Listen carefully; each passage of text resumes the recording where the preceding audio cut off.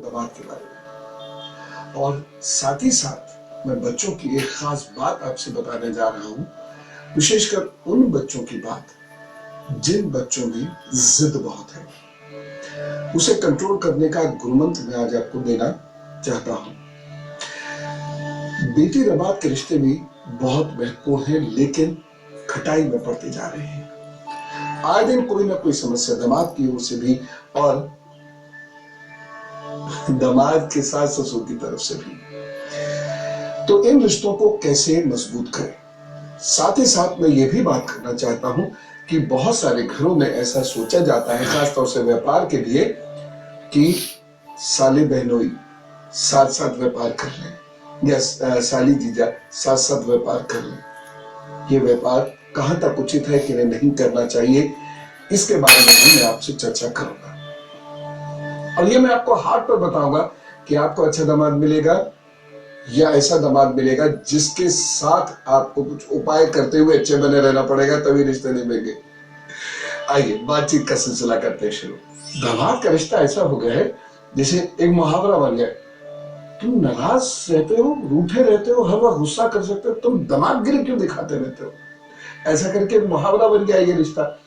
इस रिश्ते को लेकर बड़ी चिंताएं रहती है, और भारत में तो जब किसी घर में दामाद आता तो ऐसा हड़कंप मच जाता है, शायद गवर्नर के आने को लेना चाहिए। ऐसा होना नहीं चाहिए। जैसे हम उम्मीद करते हैं कि हमारे घर जो लड़की आए बहू बनकर वो हम में घुल मिल जाए, वैसे ही दामाद को भी सास ससुर में घुलना मिलना चाहिए, या सास ससुर को भी दामाद को घोल मिल कर लेना चाहिए। ये आपके जीवन रेखा है और आपकी हृदय रेखा इसके बहुत करीब आती है ऐसे, और लगभग ऐसे ही आ जाती है ऐसे करके। यहाँ ये हिस्सा बहुत करीब है और ये भी हिस्सा करीब है, तो ऐसे लोगों को दामाद बहुत अच्छा नहीं मिल पाता।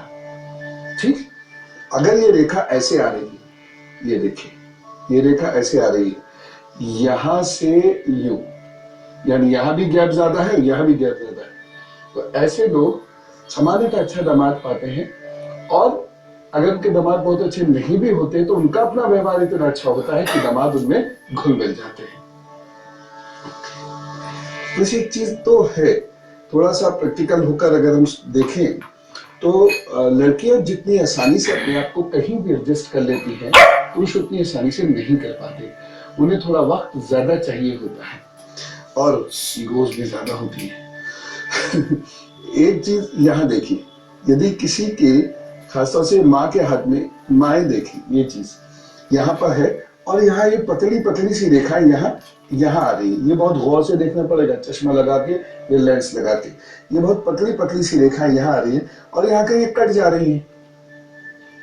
तो ये स्थिति बनती है कि बेटी दामाद की आपस में नहीं बनेगी और दामाद की माता पिता से यानी सास ससुर से भी आसानी से नहीं बनेगी। एक चीज मैं आपसे और कहना चाहूंगा, यदि आपके बेटी के यहाँ पर बहुत सारी कटी फटी इस तरीके से रेखाएं हैं, ये तो शादी के वक्त बहुत सावधानी बरतिएगा। मजाक में भी कोई ऐसी बात ना निकल जाए कि दामादी रूठ जाए, ठीक, नहीं तो बेटी दामाद में आपस में नहीं बनेगी। मैं आपको उपाय बताऊंगा, आप निश्चिंत रहिए कि यदि आपके हाथ में कोई भी ऐसी रेखा लक्षण है या फिर आपके घर में ऐसी कोई परेशानी ईश्वर न करे चल रही है, तो मैं आपको बताता हूं उपाय, उससे चीजें जरूर अच्छी होंगी। किस दामाद के साथ व्यापार करना है, नहीं करना है, या उनको अपने महत्वपूर्ण निर्णयों में शामिल करना है या नहीं करना है, ये अब जानिए। अब मैं उन लड़के या लड़कियों की बात करता हूं जो साले अथवा साली हैं और वह जीजा के साथ किसी व्यापार में, बहनोई के साथ किसी व्यापार में जुड़ना चाहते हैं। ये चीज अगर है यहाँ पर ये या यहाँ पर ये तिल है, यहाँ पर ये तिल है, और ये लाइन इस तरीके से कट फट रही है, या ये वाली रेखा ऐसे कट फट रही है, तो ये बहनोई के साथ संबंध बहुत कमजोर है, ये बता रही। और ऐसे में यदि आप व्यापार करेंगे तो या तो व्यापार फलेगा फूलेगा नहीं, फिर जब कोई कार्य असफल होता है तो दोषारोपण होने लगता है और उससे रिश्ते खराब हो जाते हैं। और ये रिश्ता ऐसा होता है कि जो भारतीय समाज के अनुसार यदि हम देखें तो भारतीय समाज में दामाद को भगवान का दूसरा रूप माना जाता है। आप कुछ कह भी नहीं पाते और कहते हैं तो बहन की जिंदगी पर उसका बुरा असर पड़ता है या बहन से भी संबंध खत्म हो जाते हैं। इसलिए यदि किसी भी बच्चे या बच्ची के हाथ पर इस प्रकार के निशान हो तो वह अपने बहनोई के साथ किसी भी व्यापार में ना करें। हाँ, किसी भी हद तक जाके आप मदद करिए, लेकिन अपने साथ इंक्लूड मत करिए, यानी पार्टनरशिप मत करिए या उनके साथ इंक्लूड मत होइए। रिश्ता भी खराब होगा और काम भी नहीं बनेगा।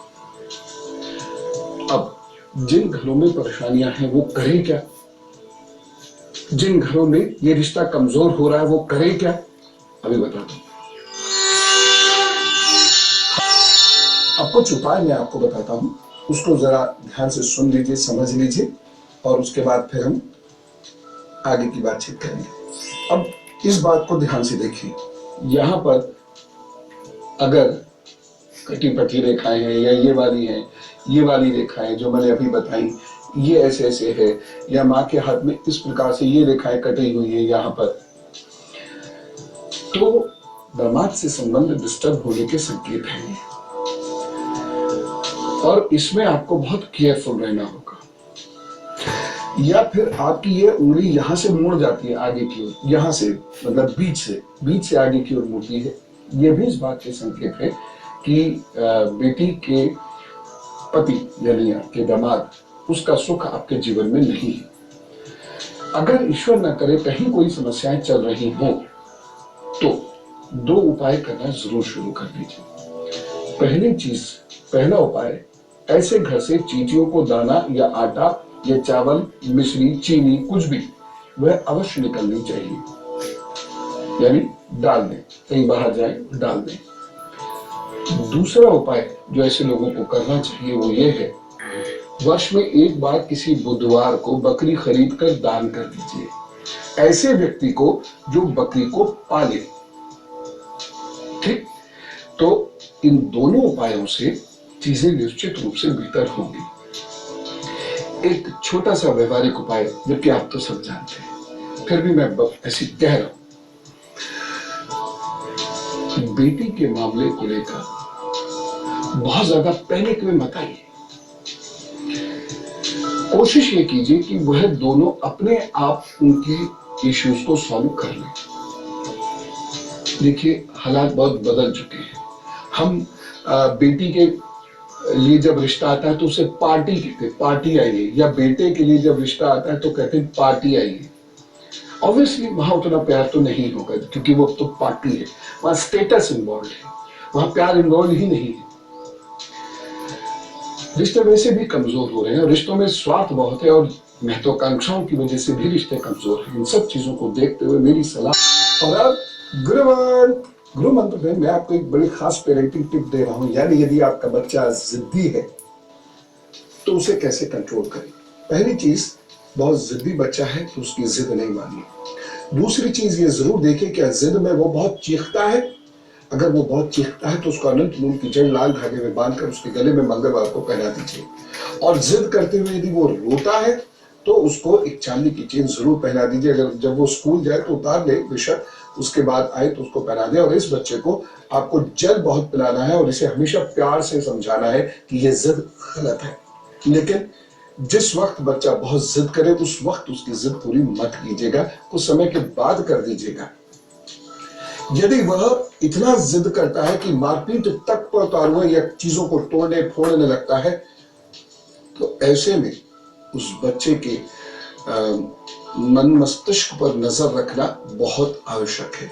ऐसे बच्चे का कैल्शियम और विटामिन डी जरूर टेस्ट कराइएगा, कैल्शियम और विटामिन डी जरूर टेस्ट कराइएगा। और उसके बाद चिकित्सा सलाह ले लीजिएगा, यदि कम निकले तो बाकी पर वो ठीक करेंगे। सब बच्चे पालने तपस्या। लेकिन यदि आप कर्मठ है और कृत संकल्प है और आपको इसका ज्ञान है तो आप अपने दायित्वों को बहुत अच्छे से निभा ले जाएंगे।